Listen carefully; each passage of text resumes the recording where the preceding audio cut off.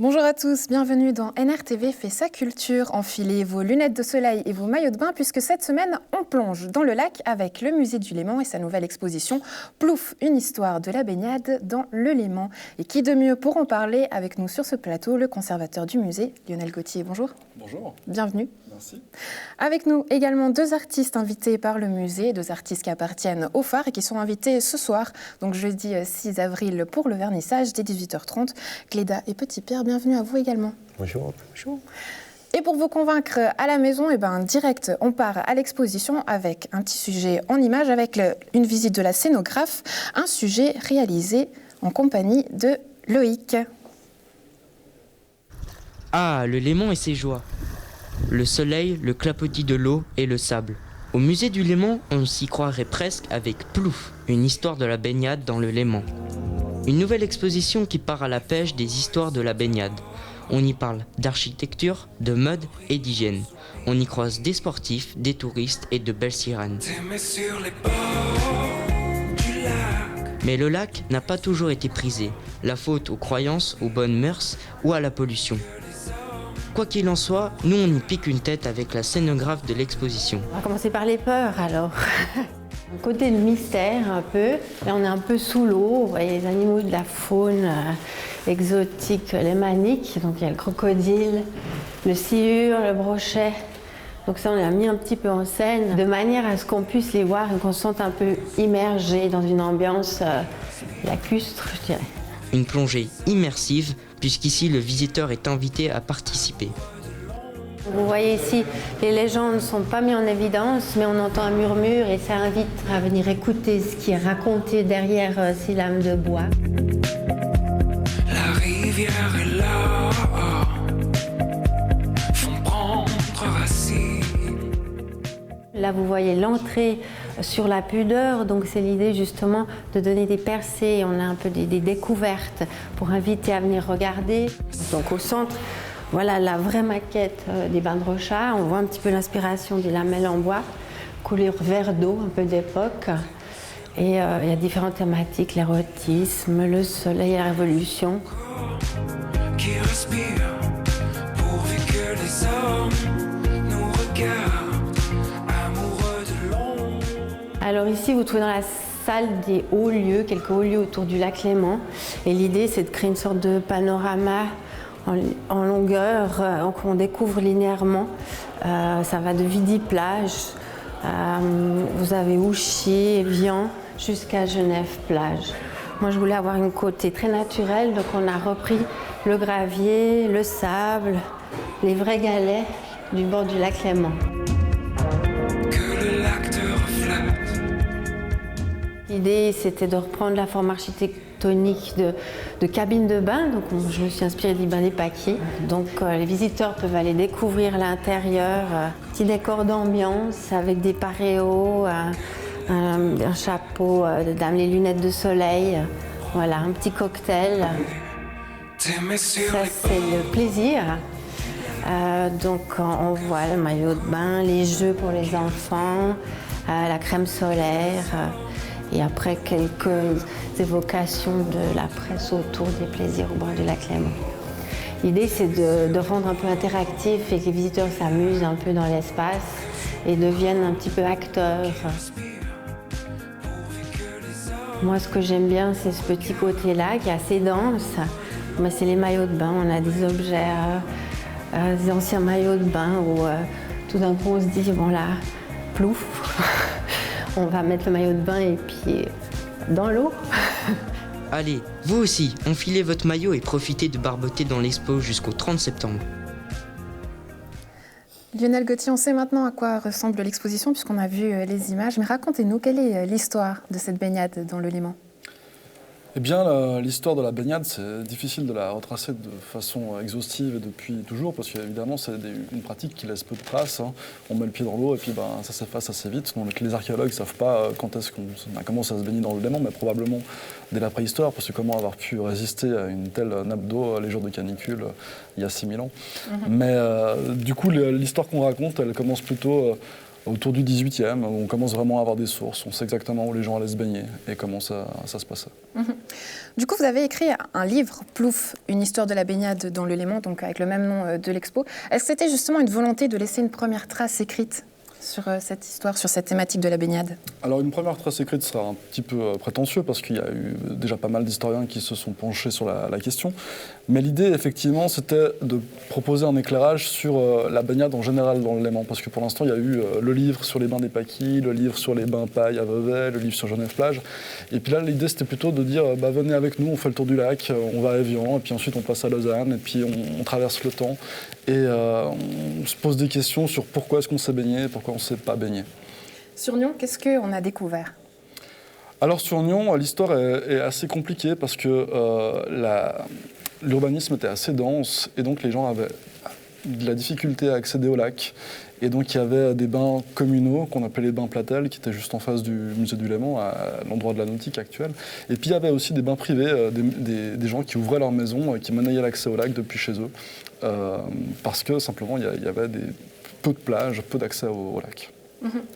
C'est une thématique qui parle à tout le monde, on l'a dit tout à l'heure. Et puis, vous rencontrez cette année un franc succès. Il y a d'ailleurs plusieurs journalistes qui sont venus vous voir. Comment on explique cet engouement, outre le fait que ça parle à tout le monde, la baignade? C'est ça, c'est coloré, c'est du plaisir, c'est des souvenirs, c'est des sensations.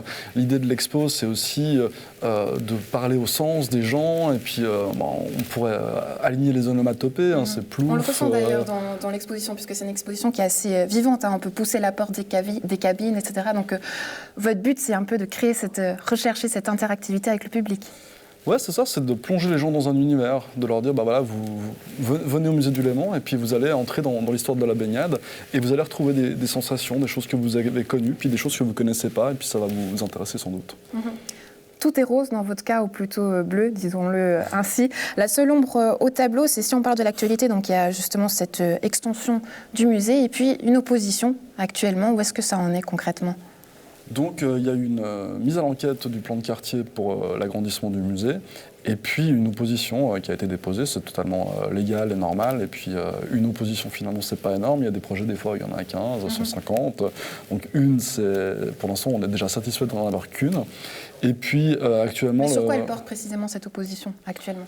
Alors, je ne pense pas que je puisse rentrer vraiment dans les détails, parce que maintenant, c'est une discussion qui se passe entre les services de l'urbanisme de la ville et l'opposant, et ils cherchent une solution, une conciliation, afin de ne pas aller plus loin dans les tribunaux. Donc, ce serait malvenu, je pense, d'avancer les arguments. Mais est-ce qu'il y a des conséquences directes pour ce projet ? Je veux dire, est-ce que ça peut carrément retarder la construction de l'extension ? Pour l'instant, c'est trop tôt pour le dire. Quand une ville planifie un projet d'aussi grande envergure, ils prennent évidemment en compte les délais potentiels de recours, parce qu'il y a toujours un recours en Suisse. On ne peut pas avoir un projet sans opposition. Donc on s'y était préparé, et c'est dans le cours normal des choses. Il y a une chose que vous aimez bien, Lionel, je crois, c'est l'humour. Absolument. Je ne dis pas de bêtises. Donc, c'est dans ce cadre que vous avez invité Jean-Luc Barbeza, le célèbre humoriste et comédien, qui a mis en scène 4 clips pour une campagne publicitaire. C'est en exclusivité des petits extraits qui sont préparés et montrés. Regardez. Quel est le nom de l'exposition ? Mais ça me semble évident, non ? Non ? J'ai une idée de génie. Plouf, une histoire de la baignade dans le Léman est aussi sur la toile avec une campagne publicitaire. C'est le célèbre humoriste et metteur en scène Jean-Luc Barbeza qui a mis la main à la pâte. Ce qui nous a amusé au départ, c'était la commande en elle-même. De se dire, tiens, il y a un musée, un guillemet sérieux, qui se dit, on veut faire de l'humour autour de notre exposition, on veut communiquer avec l'humour. Déjà, je me suis dit, mais ça, c'est une démarche qui est géniale. Résultat, et pour répondre à cette demande en lui rendant hommage, ce sont 4 clips qui mettent en scène le personnel du musée de manière drôle et décalée. Le conservateur nous avait vraiment donné carte blanche. On sait que ça les a tout de suite amusés. Donc il y a un sens de l'autodérision de la part de la direction que je trouve absolument super et qu'on a exploité. Dans la peau des différents personnages et collaborateurs du musée, le comédien Pierre Auqueigne. On n'en rajoute pas, hein ? On est en train de couler. C'est dit. Voilà. En plus, on est lundi. Le lundi, c'est fermé. Oh la pétasse! Oh la grosse pétasse! C'est un grand acteur, mais surtout c'est un grand improvisateur. Et j'ai l'habitude de travailler avec lui parce que je l'ai mis en scène dans plusieurs spectacles. Et j'arrive à lui donner des directions et à exploiter ces directions, ce fil conducteur, sans travailler avec, sans un trop gros travail en amont en fait. Il faut travailler un petit peu avec l'instinct avec lui. Et cette complicité qu'on a mis en image. Hein? Qu'est-ce que... Plouf! Oh! Oh bah, si, ça me rappelle la grande époque. Oui, parce que, en fait, j'ai pas été toujours dans la sécurité, non, j'étais dans le cinéma. Ouais.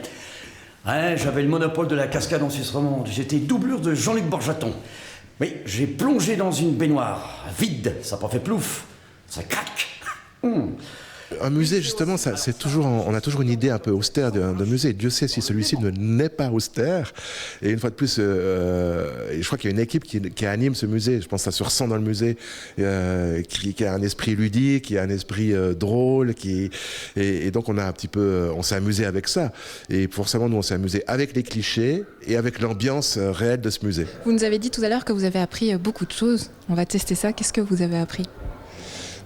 J'ai appris entre autres, et ça m'a beaucoup amusé, et puis après je me suis rendu compte qu'au lac de Neuchâtel on a aussi ça, historiquement, c'est qu'avant il existait des bains, et les bains étaient fermés au bord du lac, et il y avait une partie pour les garçons, une partie pour les filles. Ça ne servait à rien d'aller à la plage, il y a moins de plaisir.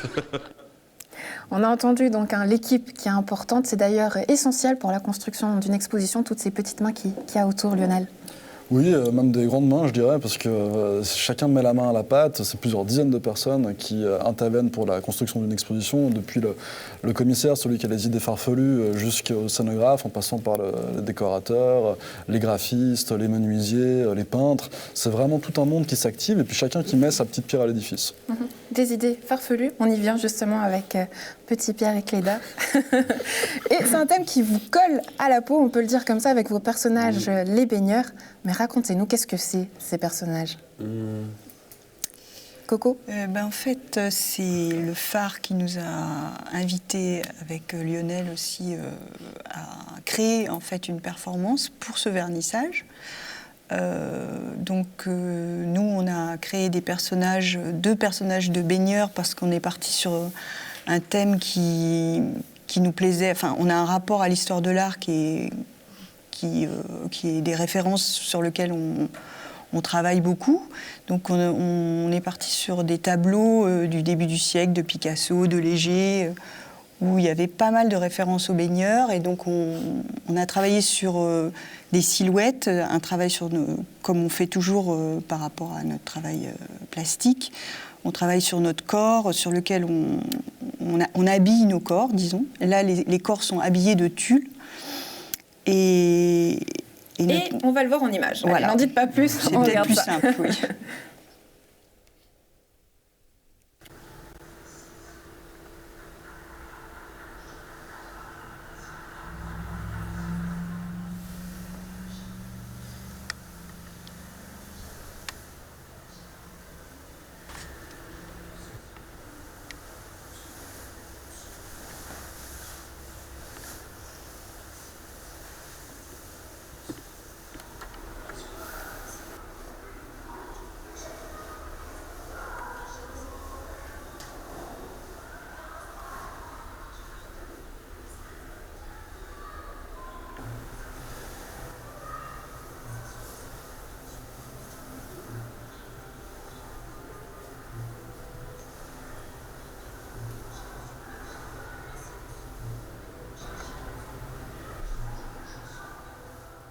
C'est ce qu'on appelle les arts vivants. C'est comme ça une performance qui est très lente, mais c'est quand même très physique, je crois, Yvan.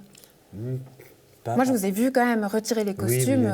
On voit que vous avez transpiré à l'intérieur. Il y a un petit problème de chaleur et de respiration, mais à part ça, là, cette performance-là, elle est très tranquille. Enfin, on passe beaucoup de temps sur les serviettes allongées, on a des activités relativement paisibles. On déambule aussi, tout doucement, ensemble. Non, celle-là est plutôt une performance. C'est un bon job, c'est ça ? Oui, plutôt, mais heureusement, parce que c'est comme ça dure assez longtemps, normalement au moins 2 heures, c'est préférable. Lionel Gauthier, vous venez de voir les images. Qu'est-ce qui vous plaît dans ce genre de performance ?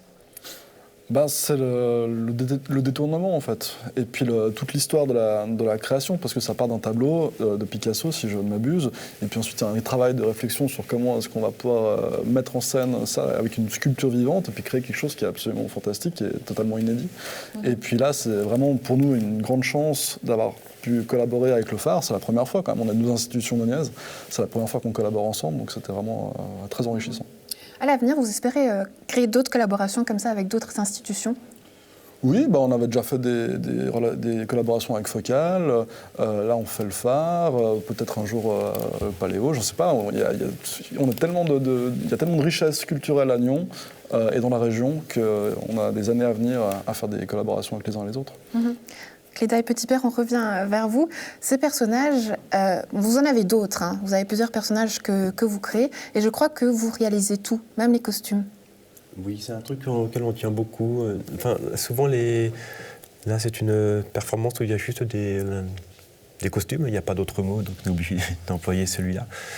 Mais souvent, il y a aussi un territoire, qu'on appelle un territoire, qui est une partie en dur, souvent en finition laquée. Et oui, on se répartit, on invente les choses vraiment ensemble, en couple. Et après, par contre, on se répartit la réalisation, parce qu'on a chacun nos domaines de compétences quant à la fabrication des choses. Mais effectivement, oui, on fabrique absolument tout, tous les deux. Donc on décide des choses assez vite. Et puis après, il y a de longs mois ou de longues semaines de labeur, de réalisation. Voilà. Quand on pense à création, on pense aussi à émotion. Quels sont le genre d'émotions que vous souhaitez créer avec ce genre de performance ? Il y a toujours quelque chose auquel on veille, c'est par exemple qu'il n'y ait jamais de visage, quoi. Donc il n'y a pas de regard, il n'y a pas de bouche, il n'y a pas de... Donc ce qui en fait des poupées un peu inquiétantes aussi. Voilà. Donc il y a toujours il y a le travail de... C'est souvent des personnages qui sont ensemble, donc il y a une histoire d'amour, il y a un rapport à l'enfance, il y a un rapport sans aucun doute aussi à une forme de précarité, parce que c'est toujours des personnages qui sont ensemble, qui sont deux, mais en même temps dans un environnement qui leur est complètement étranger. Donc il y a à la fois une sorte de douceur et en même temps d'inquiétante étrangeté, comme dirait Lucien. Et donc ça, on le sent parce que, par exemple, souvent quand il y a des enfants, et ça arrive, le fait forcément, ils veulent parler aux poupées, et le fait qu'il n'y ait pas de réponse, ça les rend fous, quoi. Voire très agressifs. Donc Vous savez à quoi vous attendre ce soir, hein, Lionel. Attention, le musée, pas tout. Non, mais c'est très important pour nous d'être toujours... Les adultes, c'est plus compliqué. Il y a des réactions assez étranges aussi. Les gens nous parlent. Les gens nous parlent ou les gens nous prennent dans leurs bras. Enfin, il y a des choses très très bizarres qui se passent et on l'a vérifié sur un certain nombre de performances. Il y a quelque chose de l'ordre de, je ne sais pas, du doudou ou de quelque chose qui se déclenche chez l'adulte. À vérifier donc ce soir lors du vernissage à 18h30, vous l'aurez compris. On regarde encore quelques images et puis on terminera avec l'agenda culturel.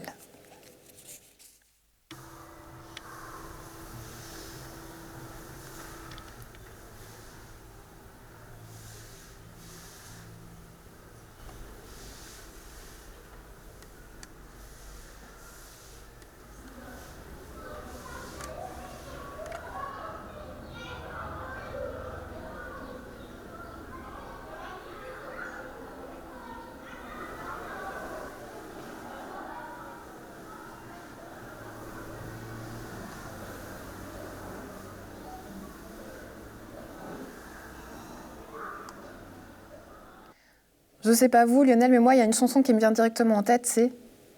Moi, c'est Itsy Bitsy Bikini de Dalida. Ah ouais, moi pas du tout, c'était Le Petit Bonhomme en mousse, donc voilà, un autre genre. Allez, comme promis, merci d'avoir été avec nous déjà. On se retrouve donc ce soir pour le vernissage à 18h30. Et puis, d'autres actualités culturelles sur le district. Plusieurs événements auront lieu pour Pâques, par exemple, à Gingin, avec Pâques en fête les 8 et 9 avril, ou encore la fête de l'œuf au musée de Chibelin.